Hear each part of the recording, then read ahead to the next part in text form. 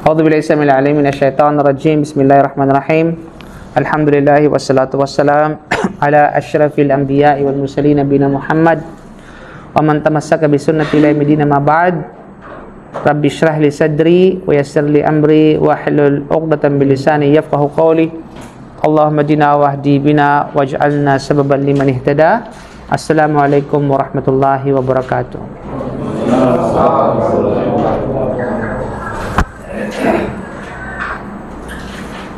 May tanong kayo? Ba't nakabukas yung mic? So lahat ng papuri at pasasalamat. Oh, bukas naman ulit. Assalamualaikum Sheikh, yung sounds po. Okay ba? Pakilakas lang po, please. Mahina pa yun? Okay na? Ito mahina na? Okay na. Tama po. Okay. So lahat ng papuri at pasasalamat ay para lamang sa Allah, ang Panginoon ng sanlibutan. Tayo ay pumuri, dumakila sa Allah subhanahu wa ta'ala at magpasalamat sa mga biyayang pinagkaloob niya sa atin. Shhh! Meron kayo dyan. Kitang-kita kayo sa ano? No? Okay. Kaya inshallah subhanahu wa ta'ala mga kapatid, pagkatapos natin purihin ng Allah subhanahu wa ta'ala, tayo ay pagpapatuloy sa ating pag-aaral na may kaugnayan sa ating paksa na walang iba kundi ang mga sign o mga palatandaan ng oras o ng pagkagunaw ng mundo. Okay, ipanggalin na tayo. 51? So 51 na sign mga kapatid sa panampalatayang Islam. Maji'u zamanin yusbihu rajulu mu'minan wa yumsi kafiran. Ang ibig sabihin, ito yung pagdating ng panahon o darating ang panahon na ang isang tao ay magiging mananampalataya sa umaga at hindi magiging mananampalataya sa gabi. Okay? Sa umaga, mu'min, pagdating sa gabi, kafir. Or vice versa. Sa gabi, mu'min, pagdating sa umaga, kafir.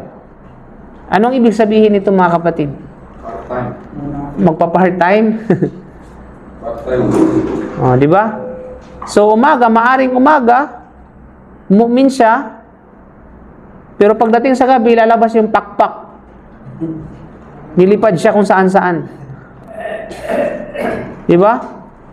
Or mu'min sa gabi, mashallah, nagdarasal ng tahajjud, nagkikiyamul layl, nagdidikir sa Allah subhanahu wa ta'ala. Pagdating ng umaga, ng araw, hindi lang tulog, pupunta ng market, magsisinungaling. Sasabing, wallahi, asli. Okay?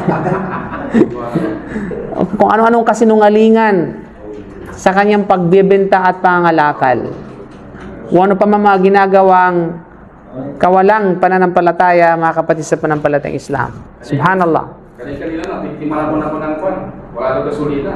Tapos? Galing doon sa nandisan. Inom masjid.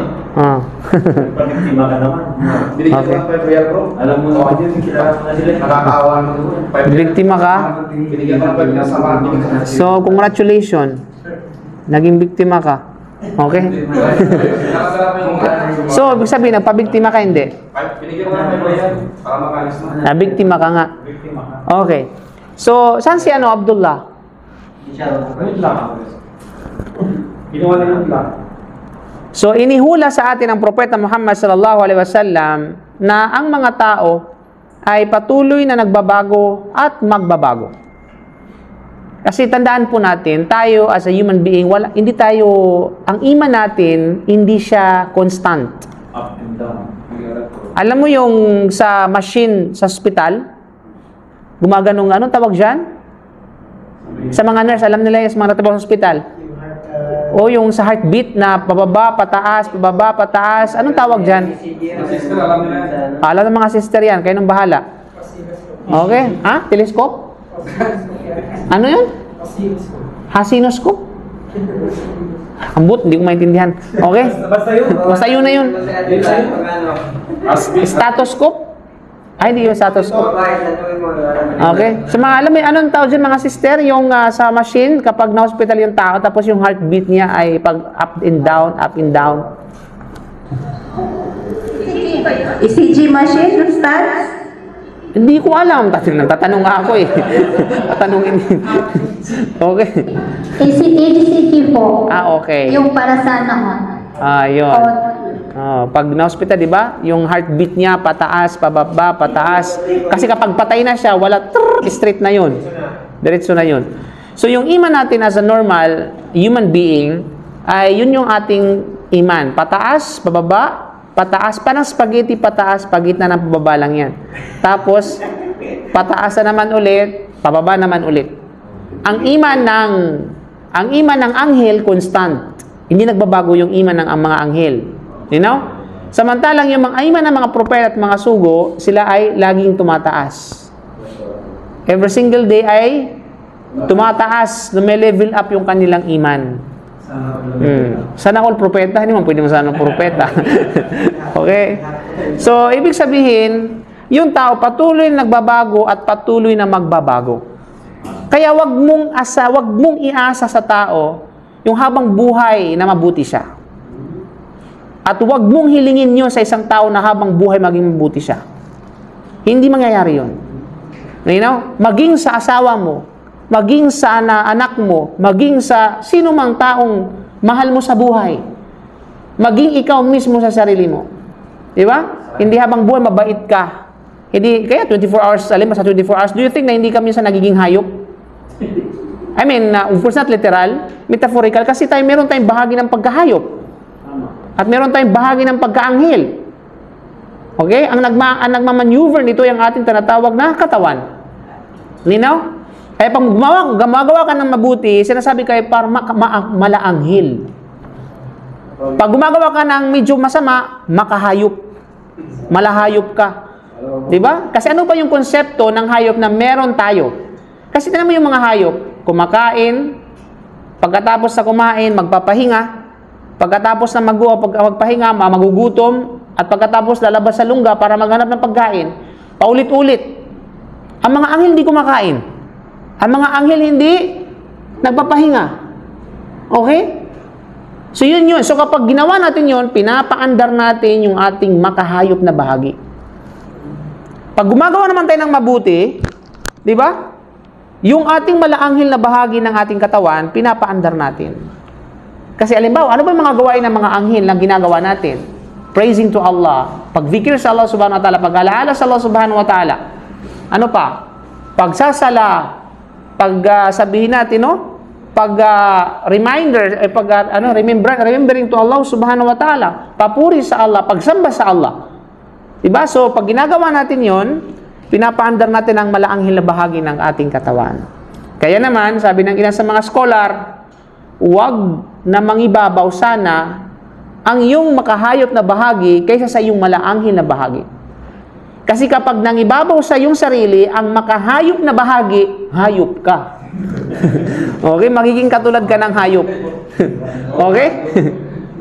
Pero kapag nangingibabaw sa iyo ang malaanghel na bahagi, makasama mo ang mga anghel na barara. Mga honorable angels sa paraiso. Kasi mas nangingibabaw sa iyo ang malaanghel na bahagi. So yun yung mga kapatid. Kaya ang tao talaga ay nagbabago at magbabago. Patuloy yan hanggang sa magunaw ang mundo. Diba? Kaya wag nating sabihin natin, wag nating do not trust 100% kumbaga, no? Sa isang tao na hindi mo aalisin yun sa kanya habang buhay. Kasi magbabago yung tao. Yung puso niya, magbabaliktad. Kaya nga, lagi nating dinudua sa Allah subhanahu wa ta'ala, ya muqallibal qulub, thabbit qalbi ala dinika, sa ibang narration, wa ala ta'atik. Diba? O Panginoon, ang tagapagbaliktad ng puso, baliktarin mo ang aming puso tungo sa iyong pananampalataya. At tungo sa pagsunod sa iyo. Nino? So, yun yung katotohanan sa konsepto ng tao, mga kapatid, sa pananampalatayang Islam. At minsan, di ba, ano mo ngayon? Bitaw, dati kaibigan, mga ilang araw kaaway. Di ba? Pagkatapos mga ilang araw ulit, kaibigan naman ulit. Ganun lang yun. You know? Walang personalan, trabaho lang. Okay, at magkakaroon ng mga pagkakaiba sa kanila dahil sa malaking kaguluhan. So, yung tao, for some reason kung bakit mababago at patuloy na nagbabago ang tao ay dahil sa malaking kaguluhan na nangyayari sa kanyang kapaligiran. Kasi yung mga nangyayari sa ating kapaligiran, makakaapekto yan sa ating mga sarili, mga kapatid sa pananampalatayang Islam. Kaya, kapag matibay yung panghawak mo sa iyong diin, maaring hindi makaapekto yun. Hindi maaring maapektuhan ka nun na mga kaguluhan, na mga fitna kapag ang iyong panampalataya ay may labis na paghawak. At gayon din ang paglaganap ng mga kapritso at pagnanasa. Isa yun sa malaking influencer ng isang tao sa kanyang pagbabago, yung kanyang pagnanasa. Okay? Yung kanyang mga kapritso sa buhay. Yung kanyang mga luho sa buhay. At ang kakulangan ng mabubuting tao. Diba? Kabilang yan kapag halimbawa, mas maganda at mas malaking positive impact sa isang tao kapag yung kasama niya puro mabubuti. Kasi bakit? Madadala yung tao sa pagiging mabuti. Mahirap kapag mag-isa ka, tapos napapaligiran ka ng masamang tao, di ba? Somehow kapag hindi naging mahigpit ang paghawak mo sa iyong din, matatangay ka nila. Di ba? Matatangay ka nila. Di ba? Totoo yan, di ba? Kaya nga, birds are the same feather, are birds. Okay? Kaya, makikita mo ang isang tao na isang mananampalataya sa umaga, ngunit sa gabi siya ay isang hindi mananampalataya na hindi magiging matatag. Halimbawa, may isang mga cases na, mashallah, pagdating sa gabi, kasama niya yung mga nakapag-aral, mashallah, kasama niya yung mga nasa masjid. Kasi bakit? Kasi sa gabi, nasa bahay siya eh. Pagdating sa umaga, nasa trabaho siya, mga kasama niya, mga kuffar, di ba? Mga fusak, mga kasamahan niya, tapos hindi pa nagdarasal, subhanallah, damay-damay na. Di ba? Sumaaring, tapos hindi pa matatag yung kanyang pananampalataya, ay talaga naman. Wallahi, makikita natin yan, hindi lamang sa mga, lalo pa sa mga balik Islam. Tira mo yung mga balik Islam, yung kabago-bago pa lang sa Islam. Di ba? Makikita mo yan. Once na kapag hinayaan mo siya, na hindi siya makawala doon sa kanyang dating kinakasamahan, na walang nagbibigay sa kanya ng kabutihan, babalik na babalik siya. Hindi niya isa sa katuparan ng kanyang pananampalataya. You know? Yung mga born Muslim nga eh. Okay? Lahat natin, huwag natin kasakawa ng mga balikisan, mga born Muslim. Ganun din. Di ba? Once ang isang born Muslim, kapag hindi matatag ang kanyang pananampalataya, tapos napadpad siya doon sa lugar ng mga kufar, mas masahol pa sa kafir. Ang kanyang pag-uugali, ang kanyang mga pakikitungo, di ba? Na, maaaring kumain pa ng baboy, maaaring kumuhinom pa ng alak. A'udhu billah. So, ganun mga kapatid sa pananampalatayang Islam, naway lagi tayong magpakupkup sa Allah at lagi hinihingi natin ng gabay sa Allah subhanahu wa ta'ala. Kaya nga, magpatatag lang talaga sa atin kaalaman at pag sa buhay nito, higit lalo ang pagdarasal. Kaya sinalasin ni Abu Hurairah ng Propeta Muhammad sallallahu alaihi wasallam ay nagsabi, Badiru bil amali fitanan. Pakita'il laylil muzlimi yusbihu rajulu mu'minan wa yumsi kafiran aw yumsi mu'minan wa yusbihu kafiran yabi'u dinahu bi'aradin minad dunya. Magmadali sa paggawa ng mabubuting gawa bago lumitaw ang fitnah. Di ba? Kung sa palagay mo sa lugar ka na wala masyadong fitnah, itong malaking opportunity para sa iyo na gumawa ng ibada. Magparami ng tinatawag na kabutihan. Habang paparating pa yung fitna.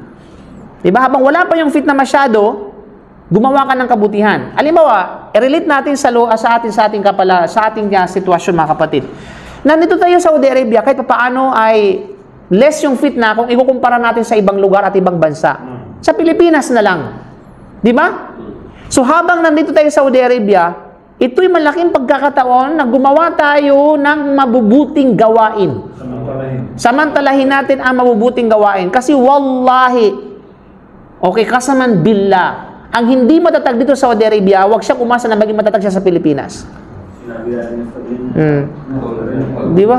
Dito nga sa Saudi, halos magkagaligit ng masjid. Uy, masjid, di ba? Allahu Akbar, Allahu Akbar, hindi ka natatamad kang tumayo papunta sa masjid. Ay, sa Pilipinas, may masjid ka doon sa Pilipinas? Nagpatayo ka ng sariling masjid sa Pilipinas? Subhanallah. Tapos alang yung masjid doon sa Pilipinas, kailangan mong sumakay pa ng isa ng ilang sakay bago ka makapunta doon sa isang masjid. Mapalad yung mga kapitbahay nila masjid. Masyaallah, tabarakallah. Di ba? Kaya wag na. Kaya ang isang taong na hindi matatag yung panampalataya dito sa lugar na nandito mismo, Manba'ul Wahi. Dito lang sa pag-aaral natin. O, andito yun. Pag-aaral lang natin. Do you think na, halimbawa, pag-aaral, hindi ka nag-aaral dito, samantalang libre pa, halos isubo sa iyo ang lahat ng pagkain nandyan, no? Pizza Hut. Ano yung kanina, yung mga dyan, masyaallah, jazahumullahu khair. Nawabiyayaan sila ng Allah yung mga nagbibigay ng mga pagkain. Di ba? Libre sa hatid, sundo pa. Di ba? May hajj pa. Usang ka pa. Malapit pa mismo dito sa Masjidil Haram. Di ba? Tapos, do you think sasabihin mo, hindi. Sa Pilipinas, talagang makikita ang aking, masusukat yung aking iman. Oh, masyaallah. Ayun. You know? So, problema mga kapatid sa panampalatayang Islam, na, kaya naman, habang mayroon pang tayo nasa opportunity pa tayo gumawa ng kabutihan at medyo malayo pa tayo sa fitna, ito yung malaking pagkakataon para sa atin na gumawa ng kabutihan. Gumawa at mag-ipon ng pagsambag bago pa dumating ang malaking fitna, bago ka pa lamutakin ng fitna. You know? At yan ay advice sa atin ng Propeta Sallam, mabuting gawa, magmadali sa pagsagawa ng mabuting gawa bago lumitaw ang fitna, tulad ng isang bahagi ng madilim na gabi. Okay? Ang isang tao ay magiging isang mananampalataya sa umaga, at hindi magiging mananampalataya sa gabi, o siya ay magiging isang mananampalataya sa gabi at hindi magiging mananampalataya sa umaga. Diba? So darating yun, mga kapatid. Mu'min sa gabi, pagdating sa araw, kafir. Ang iba naman ay kafir sa umaga, pagdating sa tinatawag na gabi, kafir sa gabi, pagdating sa umaga, mu'min. At kanyang ipagbibili ang kanyang relihiyon para sa makamundong kapakinabangan lamang. Diba? Ipagpapalit niya ang kanyang din dahil lamang sa makamundong bagay, mga kapatid, sa pananampalatayang Islam. Subhanallah. Kaya ang kahulugan ng hadith ay upang hikayatin ang pagmamadali sa paggawa ng mabubuting gawa bago ito maging mahirap na isagawa ang mga ito. So, ano ba nagpapahirap sa atin sa paggawa ng kabutihan? Siyempre, usually yung trabaho natin. Diba? Yung ating mga tinatawag na sa binatang trabaho. Halimbawa sa mga binata. Sa mga binata, practically speaking, sa mga binata, wala pang masyadong mga obligasyon sa buhay, sarili pa yung mga hinahanap, ang kanyang mga inaalala, wala pang pamilya, kumbaga, mas malaki yung chance at opportunity na gumawa ng mabubuting gawain. No, hindi. Inabuso yung kabataan, pagiging binata, party dito, party doon. At akala niya, nung nag-asawa na siya, ay magiging matino siya. Lalo pat nakapag-asawa ng hindi manampalataya. Patay na. Subhanallah. Lalo siyang nahila pababa, mga kapatid, sa panampalatayang Islam. Subhanallah. Sa pahalip na siya yung hihila sa magiging asawa niya, siya yung hihilain ng kanyang tinatawag na asawa. Iyadan billah. Kaya naman, lalo pa, halimbawa, sa mga wala pang masyadong trabaho, wala pinagkakaabalan sa buhay, so, sa halip na maging abala tayo sa mga bagay na nagbibigay sa atin ng mancha sa ating puso, ay doon na lamang tayo sa nagbubura ng mga das o maiitim, no? Na mga tuldok sa ating puso, at yan ay walang iba kundi ang paggawa ng kabutihan. Kaya ito ay isang, sabi ng Allah na fastabiqul khairat, magpaligsahan kayo sa paggawa ng kabutihan. Okay? So bago ang magambala sa pagsasagawa ng mga ito, dahil sa mga kabighatiang naipon at dumarami na parang mga bahagi ng madilim na gabi na walang buwan. Di ba? Kasi ba makikita natin pag gabi, minsan may mga bahagi-bahagi na madilim at liwanag, tapos pag nag-umpukan yan sila, totally nawawala yung liwanag. Di ba? Dahil sa sobrang kapal na ng kadiliman. Kaya nga ang Propeta Muhammad sallallahu alaihi wasallam ay nagsabi ng isa sa mga pinakamasamang kapighatian ay ang isang tao ay magiging isang mananampalataya o mu'min sa gabi, at pagdating ng umaga naman ay hindi mananampalataya o kafir. Ito ay dahil sa tindi ng kaguluhan na magiging sanhi ng malaking pagbabago sa isang tao sa isang araw.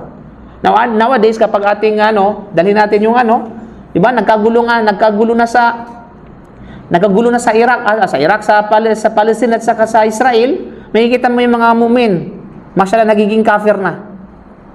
Di ba? Dati makikita mo yung mga dati mananampalataya, nagiging kafir na sa pagtatanggol ng mga maling mga pangangatwiran. Ano mang katulad nito? Di ba? Mga kaguluhan, mga nagrarally na, mga mga babae, ayos na, nagrarally na, mga ibang mga sa ibang Islamic country, mga babae nagrally na. Miss na sila, wala. Wala na. Tapos, di ba, halos maghubod-hubod sila doon sa pub, doon sa ano, para lang mag-rally, para lang i-stop yung sa violence in war. Di ba? Subhanallah. Alam natin na mayroong epekto ito, somehow, pero hindi ibig sabihin na pinahihintulutan ito ng Sharia. Mga kapatid sa panampalatayang Islam.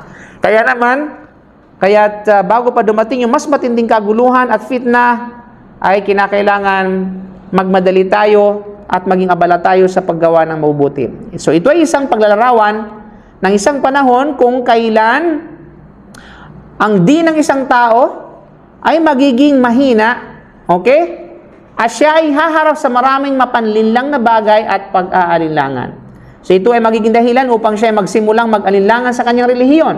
Dahil siya ay ignorante tungkol sa kanyang relihiyon nung una, upang kanyang talikuran ang kanyang relihiyon. Diba? O ang kanyang paghawak sa relihiyon ay magiging nanginginig dahil sa ilang makamundong pakinabang at personal na interes.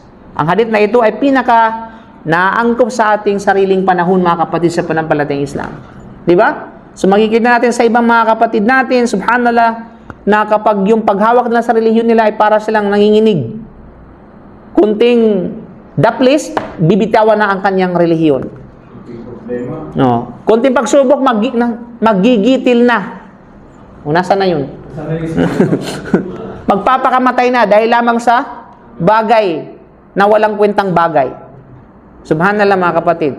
O kaya sabihin natin, dahil lamang sa makamundong bagay, ay bibitiwan niya ang kanyang paghawak sa kanyang pananampalataya. Bakit? Dahil siya ignorante. Ignorante sa kanyang relihiyon, mga kapatid, sa pananampalatayang Islam. Kaya napakalaki ng faktor na alam mo ang din mo. Okay? Alam mo ang iyong pananampalataya. Alam mo yung pagtitiwala sa Allah subhanahu wa ta'ala. Alamin mo kung sino ang Panginoon mo. Diba? Yung mga taong katulad na nila, mga kapatid, hindi pa nila gaano kakilala ang kanilang Panginoon. Diba? Sa tuwing may problema ang isang tao, may mga pagsubok, may mga fitna, diba? Sa halip na sila ay laging naging matatag sa paghawak sa kanilang din at pagtitiwala sa Allah, ay nagiging mahina. So, ibig sabihin dito, hindi nila lubusang kilala ang kanilang Panginoon. Kasi kung lubusan mong kilala yung Panginoon, ano bang sabi ng Allah sa banal na Quran? Kapag ikaw ay nabalutan ng pagsubok, di ba? Inallaha ma'as sabirin. Ang Allah subhanahu wa ta'ala ay kasama ng mga mapagtimpi at matiis. Di ba? Inallaha ma'al mutawakkilin. Kapag may mga sabihin natin na mga bagay na kinakailangan mong ipaubaya, sa halip na ipaubaya mo sa iba, sa Allah, pinaubaya mo sa ibang sa kaparihan mong nila ka na pareha, katulad mo na nangangailangan din. Di ba? Sa halip na sa Allah subhanahu wa ta'ala. Ano sabi na? Inallaha ma'al yuhibbul mutawakkilin. Ang Allah subhanahu wa ta'ala, mahal niya yaong mga nagtatawakal sa Kanya. Nagtitiwala sa Kanya. Ipinapaubayan niya ang lahat ng bagay sa Allah subhanahu wa ta'ala, mga kapatid. So yun. So hindi natin lubusan. Kapag tayo ay medyo may pagdududa sa ating relihiyon, sa mga bagay na dumating sa atin, mula sa mga pagsubok, kaguluhan, at kung ano-ano pa, so ibig sabihin, hindi natin lubusan kilala kung sino ang ating sinasamba. So nararapat mong balikan at pag-aralan kung sino ba talaga ang iyong sinasamba. Kaya nga't napakahalagang pag-aaral yung 99 names of Allah. Doon mo makikilala talaga kung sino ba talaga ang Allah subhanahu wa ta'ala. At doon ka magkakaroon ng matibay na kung saan ay mahigpit, no? Na paniniwala sa Kanya kapag nalaman mo siya at nalaman mo ang tungkol sa Kanya. At naway inshallah ipagkaloob sa atin ng Allah ang kaalaman tungkol sa Kanya. Okay? So walang tanong dito, mga kapatid. Bago tayo dumako.